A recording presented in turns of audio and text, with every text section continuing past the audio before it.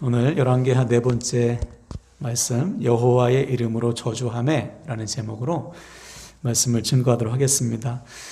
오늘도 말씀을 통해 우리를 위로하시고 회복하시는, 치유하시는 하나님의 은혜를 누리시길 바랍니다. 지난 시간에 우리는 엘리야의 승천 이후에 엘리사와 제자들의 반응, 그들의 믿음을 살펴봤어요. 먼저 엘리사는 어떻게 했죠? 엘리사가 자기에게 넘겨주고 간 엘리사의 겉옷, 선지자의 옷을 가지고 요단강 물을 내리쳤습니다. 그러면서 선포하죠. 엘리야의 하나님 어디 계십니까? 이것은 엘리야에게 임했던 성령을 나에게 주소서, 이런 선포죠. 그때 하나님께서 엘리사의 기도대로 엘리야에게 임한 성령의 능력을 그대로 엘리사에게 부어주셨어요. 그 결과 엘리사도 마른 땅으로 요단강을 건넜습니다. 여기서도 우리는 아주 중요한 사실을 확인할 수 있었어요. 하나님의 능력은 누구에게 임하는가? 잘난 사람이 아니고 많은 것을 가진 사람이 아니고 오직 엘리사처럼 믿음으로 순종하는 자를 통해서 하나님의 능력이 임하는 것입니다. 그러므로 사랑하는 여러분, 매 순간 우리가 할 것은 하나님 말씀 믿고 순종하는 거예요. 지난 주일 말씀도 똑같지 않습니까? 모든 상황 속에서 우리가 어떻게 사명을 감당할 수 있는가? 하나님의 능력을 믿고 상황과 형편에 눌리지 않고 하나님의 말씀에 순종하면 순종하는 우리에게 하나님은 반드시 능력을 부어주실 줄로 믿습니다. 반면에 제자들은 어떻게 했어요? 먼저 엘리사를 딱 봤습니다. 자기들 목전에 엘리사가 막 치니까 요단강이 갈라지니까 우르르 가서 엘리사에게 경배하죠. 자신들이 봤기 때문에 이제는 엘리사를 자신들의 스승으로 이제 인정을 하는 거예요. 그런데 그 다음이 문제였습니다. 무엇을 요구하죠? 엘리야의 시신을 우리가 찾아야 됩니다. 그래요. 이들은 엘리야가 하나님 나라로 올라가는 것을 보지 못했기 때문에 성령께서 엘리야를 들어다가 어느 산이나 골짜기에 반드시 던졌을 것이다. 영혼만 올리시고 육신은 던지실 것이다. 이렇게 생각했기 때문에 찾으러 가야 된다는 거예요. 여기서도 보세요. 방금 전 엘리사가 요단강 물을 내리쳐서 이리저리 갈라지는 것을 보고 엘리사를 하나님의 선지자로 믿었어요. 보고 믿었죠. 그러나 자신들이 보지 못했던 엘리야의 승천은 믿지 않는 거예요. 이것이 오늘날에도 많은 사람들이 저지르고 있는 불순종입니다. 보는 것은 믿고 보지 않는 것은 압니다. 그러니까 자기의 경험, 자기의 생각의 틀에 하나님을 가두어 버리는 것이죠. 마치 누구처럼? 부활하신 주님, 나 믿지 못해 했던 도마처럼. 그죠? 내 경험과 내 생각으로 하나님을 가두는 불순종을 우리가 참 많이 해요. 그때 주님께서 도마에게 뭐라고 했어요? 보지 않고 믿는 자가 더 복되다 그랬어요.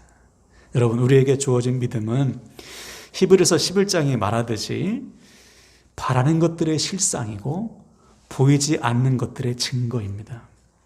우리 육신의 눈에는 보이지 않아도 믿음의 눈으로 미리 보는 거예요. 지금 당장은 이루어지지 않았어도 이미 이루어졌음을 믿는 것입니다. 마치 저와 여러분은 장차 하나님 나라에 들어가요. 아멘이세요? 네, 우리 모두에겐 천국이 이미 주어졌지 않습니까? 그러므로 지금 우리는 비록 이 땅에 살고 있지만 우리에게 이미 주어진 천국을 믿음 안에서 누리며 사는 거예요. 이것이 믿음인 것이죠. 이 믿음이 있을 때 왜 이 믿음이 중요하냐? 이 믿음이 있을 때 우리는 어떤 상황에도 눌리지 않는 거예요. 바라기는 사랑하는 여러분, 오늘 우리의 믿음이 절대로 내 경험과 틀에 갇힌 믿음이 아니고 전능하시고 신실하신 하나님 믿으셔서 날마다 그 믿음의 능력을 체험하시기를 다시 한번 주님의 이름으로 부탁을 드립니다. 아멘. 자, 오늘은 엘리사가 본격적으로 선지자로서의 사명을 이제 시작하면서 처음 일어난 두 가지 사건을 기록하고 있습니다. 먼저 19절을 다시 보세요. 19절. 그 성읍 사람들이 엘리사에게 말하되, 그 성읍은 여리고죠. 우리 주인께서 보시는 바와 같이 이 성읍의 위치는 좋으나 물이 나쁨으로 토산이 익지 못하고 떨어지나이다. 그렇죠. 지금 엘리사가 여리고라는 지역에 머물고 있는데 그 사람들이 이제 엘리사에게 나왔어요. 엘리사에게 나온 이유는 엘리사가 하나님의 선지자임을 믿었기 때문에 자신들의 문제를 가지고 나온 것이죠. 어떤 문제냐면 위치는 참 좋습니다. 여리고가 요단강 옆이잖아요. 강도 있고 평야도 있고 뒤에는 산이 있어서 경치도 좋고 입지, 지리적 환경은 참 좋은데 뭐가 나쁘다는 거예요? 물이 안 좋아. 물이 안 좋아서 토산이 열매를 맺지 못하는 거예요. 여기서 토산이라는 것은 식물뿐만이 아니고 사람과 동물도 포함됩니다. 그래서 물이 안 좋으니까 열매도 안 열리고 짐승은 새끼를 안 베고 사람들이 임신을 잘 못하는 이런 일들이 일어난 거예요. 그래서 이 문제를 가지고 이제 엘리사에게 왔습니다. 자, 그랬더니 엘리사가 어떻게 하는가? 20절, 21절을 보세요. 엘리사가 이르되 새 그릇에 소금을 담아 내게로 가져오라 하매 곧 가져온지라. 엘리사가 물 근원으로 나아가서 소금을 그 가운데 던지며 이르되 여호와의 말씀이 내가 이 물을 고쳤으니 이로부터 다시는 죽음이나 열매 맺지 못함이 없을지니라 하셨느니라 하니. 그렇죠? 엘리사가 백성들의 문제를 받아들고 조금의 망설임도 없이 새 그릇에 소금을 담아오라고 시킵니다. 그리고는 물 근원 샘에 가서 그 소금을 던졌어요. 여기까지만 보면 왜 갑자기 엘리사가 소금을 가지고 샘에다 던지나, 좀 이상한 미신적인 행동 아닌가 그렇게 오해할 수도 있어요. 마치 무당들이 막 팥 던지면서 부정한 거 씻는 것처럼. 왜 엘리사가 이런 짓을 했는가? 엘리사가 곧바로 해명을 합니다. 왜 이렇게 했는가? 하나님께서 그렇게 하라고 명령하셨기 때문이에요. 새 그릇에 소금을 담아서 그런 물 근원에 던져라. 그러면 이 물이 고침을 받게 될 것이다. 마치 뭐가 연상되죠? 모세가 마라의 쓴물에 나뭇가지를 던지니까 단물이 됐잖아요. 그것과 지금 비슷한 상황인 거예요. 자, 그러므로 새 그릇에 소금을 담아 물 근원에 뿌리는 것은 이 상징적인 행위죠. 소금은 이 당시에 생명을 상징했어요. 생명. 새 그릇은 정결함, 깨끗함을 말하는 것이죠. 무슨 말이냐? 지금 북이스라엘은 우상숭배의 죄로 인해 완전히 더럽혀진 상태예요. 그런데 생명의 근원 되시는 하나님께서 물을 깨끗하게 하시는 것처럼 북이스라엘을 깨끗하게 하신다는 거예요. 그래서 엘리사가 선포하는 것이죠. 여호와의 말씀이 내가 이 물을 고쳤으니 다시는 죽음이나 열매 맺지 못함이 없을지니라. 인생의 문제를 가지고 주님 앞에 나왔을 때 주님께서 완벽하게 고쳐주신다는 것이죠. 그 결과 22절에 보니까 그 물이 지금까지 깨끗하게 유지되고 있다.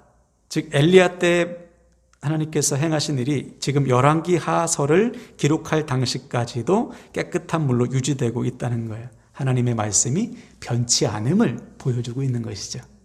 근데 재밌는 사실은 이 물이 지금까지도 있답니다.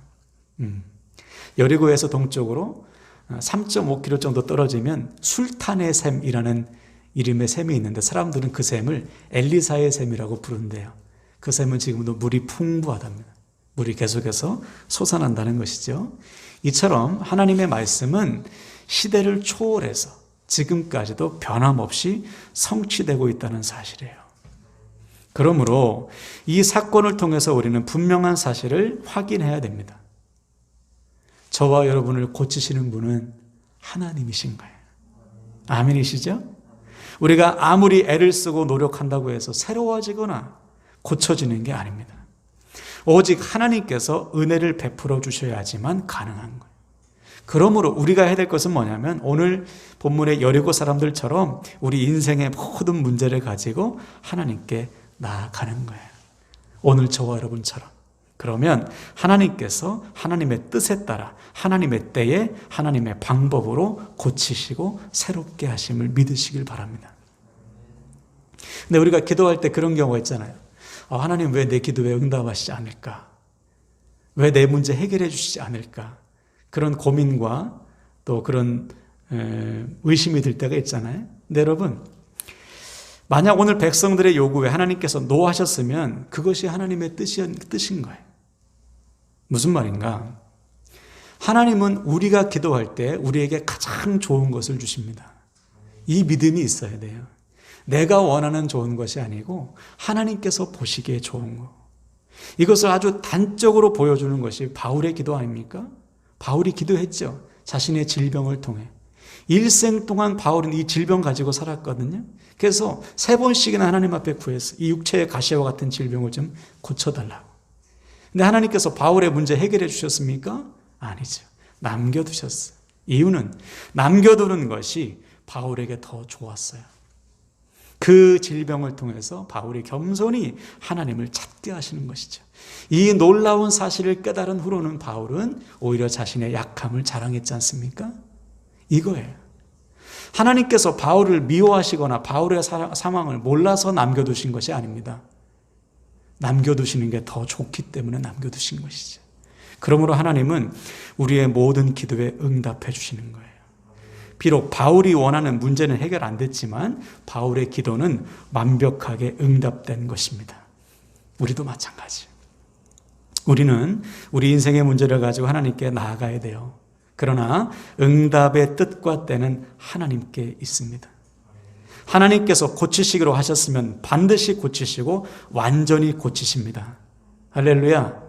그러나 하나님의 뜻이 아니라면 남겨두시는 거예요. 그러나 그것은 우리를 미워하시거나 저주하심이 아니요, 우리에게 더 유익하시기 때문임을 믿으시길 바랍니다.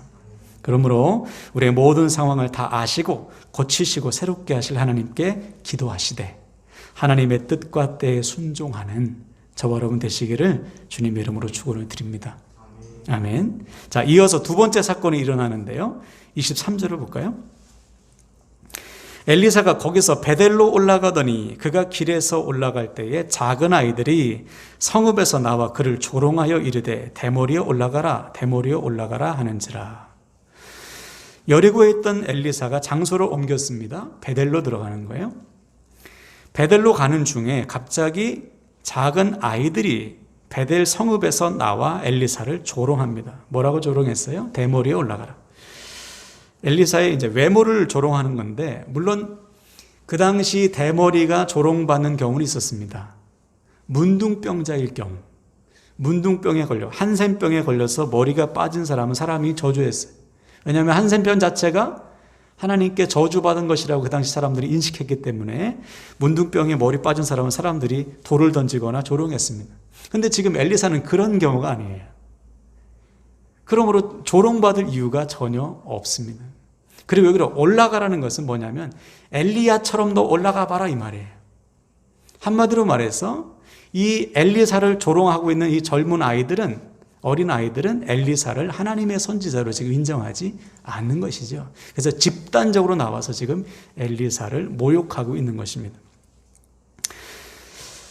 그래도 여기까지만 보면 그래도 애들인데, 그렇죠? 어린 아이들인데 그럴 수 있지라고 생각할 수 있어요. 그렇죠? 어린 아이. 그런데 여기서 사용된 이 작은 아이라는 단어를 보면, 먼저 아이라는 단어는 히브리어로 나아르라는 단어인데, 이것은 어린이부터 청년까지를 일컫는 말입니다. 그리고 성경의 대부분의 이 나아르라는 단어는 청년의 의미로 사용됐어요. 그래서 이 개역, 우리가 지금 사용하는 것은 개역 개정이죠.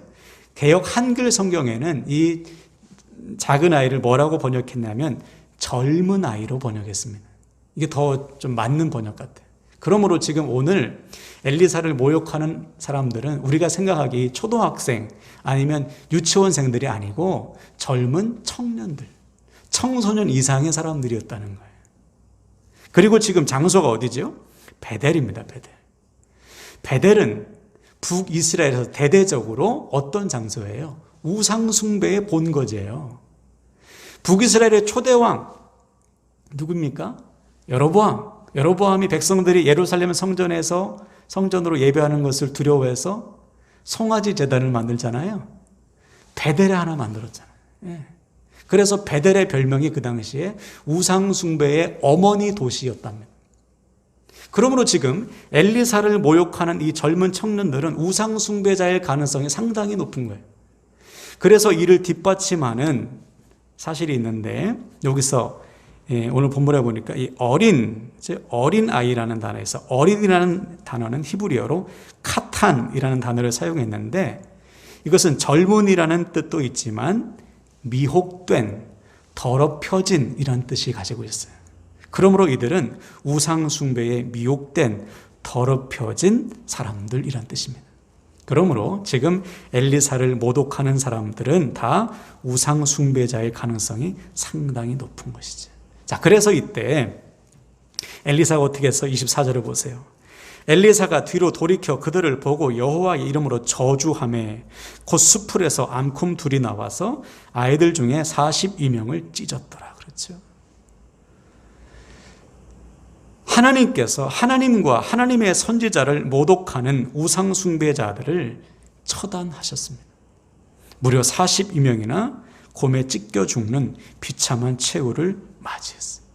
이 사건을 통해서 하나님은 다시 한번 우상 숭배, 즉 죄를 심판하시는 하나님의 공의, 하나님의 의를 드러내신 거예요. 북이스라엘 전체 이 사건을 통해서 하나님의 공의를 선포하신 것이죠. 이것이 오늘 우리가 두 번째로 확인할 말씀. 자, 그러므로 오늘 말씀을 정리하면 오늘 이 두 사건을 통해서 우리는 분명한 사실을 확인해야 돼요.